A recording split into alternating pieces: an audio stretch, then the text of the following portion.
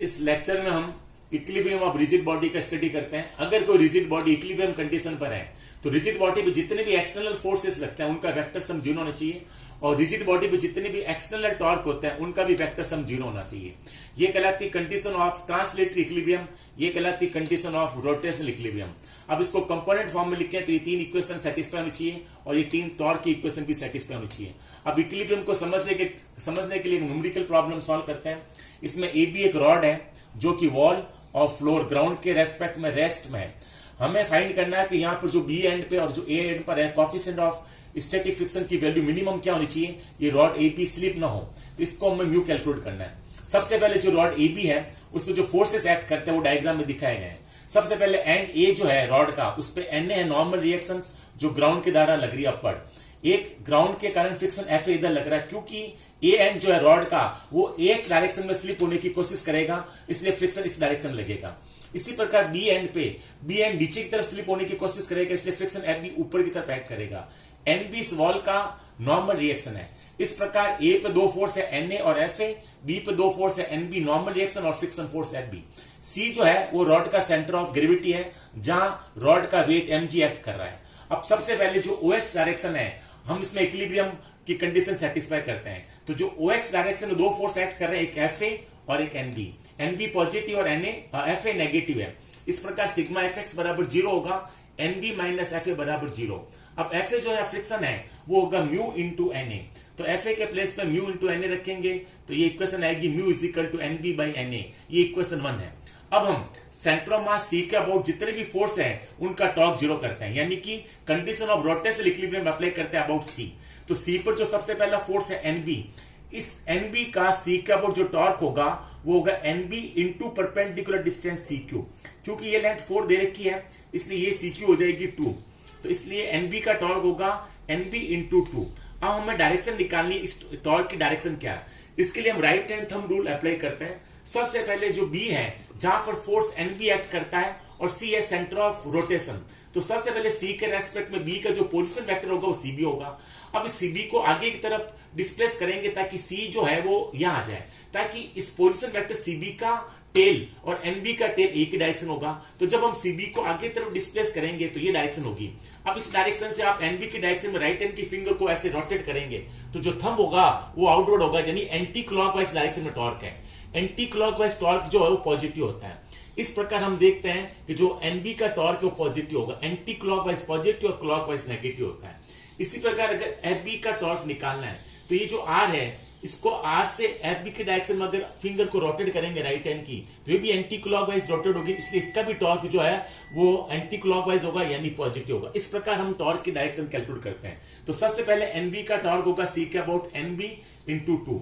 इसके बाद F B जो है वो फोर्स है, ये वाला फ्रिक्शन फोर्स, इसका सी का अबाउट जो टॉर्क होगा वो होगा force into perpendicular distance CP. तो एफ बी की सी से परपेंडिकुलर डिस्टेंस सीपी है, ये ओ ए दे रखा 3 मीटर प्रॉब्लम है, इसलिए डिस्टेंस होगी 1.5 मीटर, इसलिए एफ बी का टॉर्क होगा एफ बी इंटू 1.5। अब हम निकालते हैं एन ए का टॉर्क, तो एन ए का जो टॉर्क होगा सी के अबाउट वो होगा N A into C S.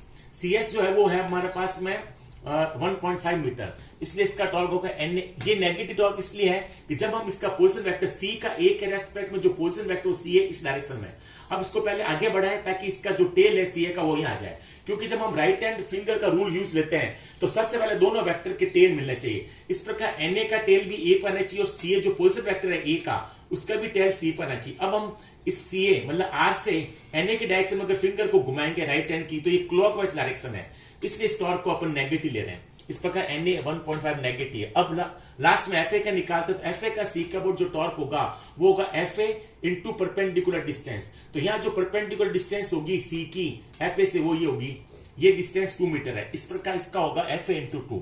इस प्रकार चारों फोर्सेस का सी का 0 होगा क्योंकि एमजी सी से पास हो रहा है, इसलिए इसके सी का बोर्ड को टॉर्क नहीं होगा। अब ये इक्वेशन आई टॉर्क की इक्वेशन इक्विलिब्रियम। अब इसको सॉल्व करेंगे, एफ बी की जगह रखते हैं म्यू एन बी और एफ ए की जगह म्यू एन ए रखेंगे और उसको सॉल्व करेंगे। तो इसके बाद जो इक्वेशन आ रही है इक्वेशन 2, इसमें एन ए से डिवाइड करते हैं, तो इस कंप्लीट इक्वेशन को एन ए से डिवाइड करेंगे तो N B by N A, N B by N A, यहाँ एन ए से कैंसिल हो जाएगा, एन ए कैंसिल होगा। अब N B by N A जो वो म्यू है इसलिए इसके प्लेस पे म्यू रखेंगे। इसके प्लेस में भी म्यू रखेंगे तो इक्वेशन हो जाएगी 2 mu 1.5 mu square minus 1.5 plus 2 mu. इस इक्वेशन को यहाँ सॉल्व करते हैं तो इस जो इक्वेशन इसको ऐसे सॉल्व करेंगे, यहाँ पे जो 2 म्यू और 2 म्यू 4 म्यू हो जाएगा तो इक्वेशन हो जाएगी 1.5 को 3/2 रख सकते हैं तो 3/2 mu square plus 4 mu minus 3/2 ये क्वाड्रेटिक इक्वेशन है। इसको सॉल्व करेंगे, फैक्टराइज करेंगे तो इसको लिख सकते हैं 9 म्यू माइनस म्यू। तो सॉल्व करेंगे, दो फैक्टर आएंगे, म्यू प्लस 3 और 3 म्यू माइनस 1। इसको जीरो करेंगे म्यू प्लस 3 को तो म्यू की वैल्यू -3 आएगी जो पॉसिबल नहीं है। इसको जीरो करेंगे तो म्यू की वैल्यू 1/3 आएगी, यानी जो फ्रिक्शन का जो मिनिमम वैल्यू है ताकि रॉड स्लिप नहीं हो उसका आंसर 1/3 है। अब अगर प्रॉब्लम ये दे रखा हो कि बी पर फ्रिक्शन नहीं है, केवल ए पर फ्रिक्शन है म्यू, यहाँ कोई फ्रिक्शन नहीं है, वॉल फ्रिक्शन लेस है, तो इसको अगर सॉल्व करेंगे इसी तरह से तो इसका आंसर आएगा म्यू इज इक्वल टू 3/8। तो ये मिनिमम फ्रिक्शन है, जब बी पर फ्रिक्शन नहीं हो तब म्यू की वैल्यू ये होनी चाहिए, और जब बी पर भी फ्रिक्शन है और ए पर भी फ्रिक्शन है तो म्यू की वैल्यू 1/3 है। अब एक और प्रॉब्लम करते हैं इक्विलिब्रियम में। इसमें एक रॉड है, इसके पी पॉइंट पे एक मास mg रखा हुआ है, रॉड का वेट भी mg है और इसकी टोटल लेंथ 1 मीटर है, यानी यहां से 80 सेंटीमीटर पे पी ब्लॉक और यहां से 20। अब दो स्ट्रिंग है, इसमें टेंशन T1 है, इसमें टेंशन T2 है और इक्विलिब्रियम कंडीशन में है।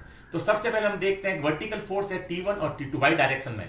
तो T1 अपवर्ड है, T2 अपवर्ड है, mg डाउनवर्ड है, mg डाउनवर्ड। यहाँ पे जो रॉड का जो वेट mg है और P का जो वेट mg दोनों डाउनवर्ड है, इसलिए 2mg इज इक्वल टू होगा T1 प्लस T2। ये हो गया वर्टिकल इक्विलिब्रियम, फोर्स इक्विलिब्रियम। अब हम P के अबाउट सभी फोर्सेस का टॉर्क कैलकुलेट करते हैं। तो सबसे पहले जो T1 का टॉर्क होगा P1 के अबाउट वो होगा T1 इंटू 80, T2 का टॉर्क होगा T2 इंटू 20 और mg का जो टॉर्क होगा वो होगा mg इंटू ये डिस्टेंस होगी 30। अब डायरेक्शन देखते हैं तो T2 जो है उसका टॉर्क इसके अबाउट एंटी क्लॉकवाइज इसलिए पॉजिटिव, mg का भी टॉर्क एंटी क्लॉकवाइज इसलिए पॉजिटिव, लेकिन जो T1 है इसका टॉर्क इस डायरेक्शन में क्लॉकवाइज है इसलिए माइनस लिया गया है और सारे टॉर्क P के अबाउट 0 कर दिया रोटेशनल इक्विलिब्रियम के लिए। अब इसको सॉल्व करेंगे और जो mg है इससे 1 से निकालेंगे mg तो T1 प्लस T2/2 आएगा, या पुट करके सॉल्व करेंगे तो T1/T2 इज इक्वल टू 7/13 आएगा, जो कि T1 और T2 का रेशियो है फॉर द रोटेशनल इक्विलिब्रियम।